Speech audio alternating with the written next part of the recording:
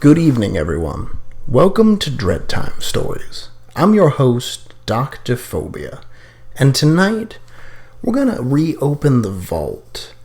For those of you that don't know what the vault is, for a story to come out of the vault, it has to fall into one of two criteria. It either has to be a story told to me by a close friend or relative, or a story from the dark recesses of my own mind. The best part is, I'm not going to tell you which is which. I think it adds to the suspense that way. So sit back, relax, and enjoy The Watch. One of my best friends in the world is named Jeremy. And Jeremy loves two things more than anything else. He loves his beer, and he loves designer watches. Any brand you can think of, Jeremy has in his collection. Almost any price you can think of, he has in his collection. He just loves these watches almost like they're his children.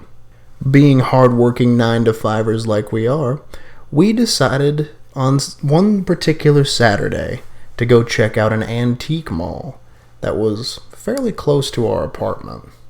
We never realized how truly big the space was. Old car parts, old toys, old furniture just lay for as far as the eye could see in this building.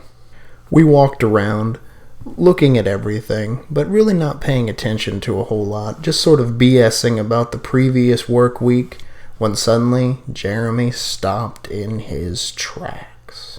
There was a big booth owned by an elderly woman that had a sign above it that said, "Antique Jewelry." Rings, bracelets, and of course, watches.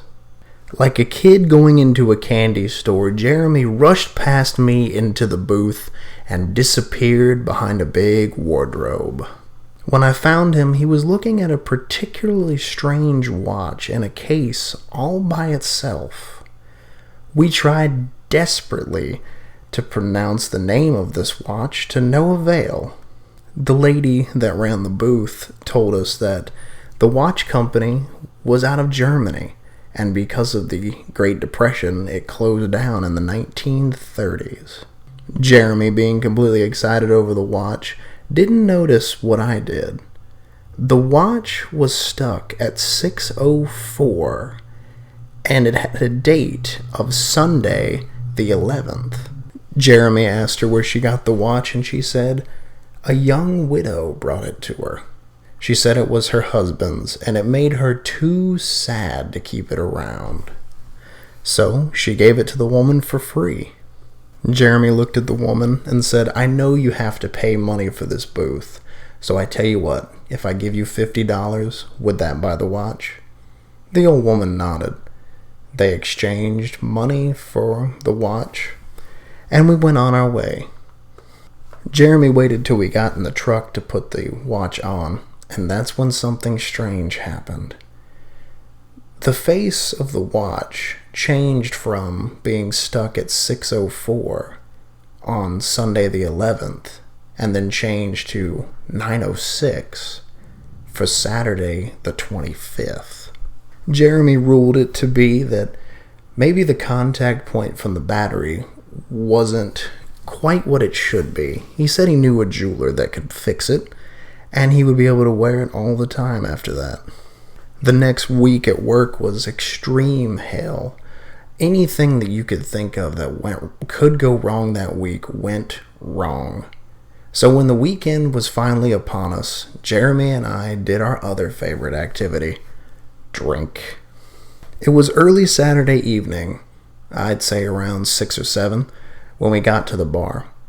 $2 domestic drafts, the waitress told us. How could any beer-loving man pass that up? After spending about $20 apiece, we were both pretty out of it, so I decided to get us a cab.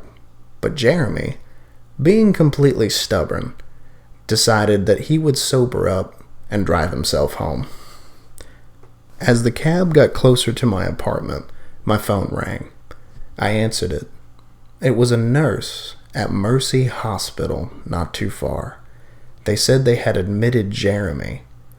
He was driving and ran a stop sign and was T-boned by a semi.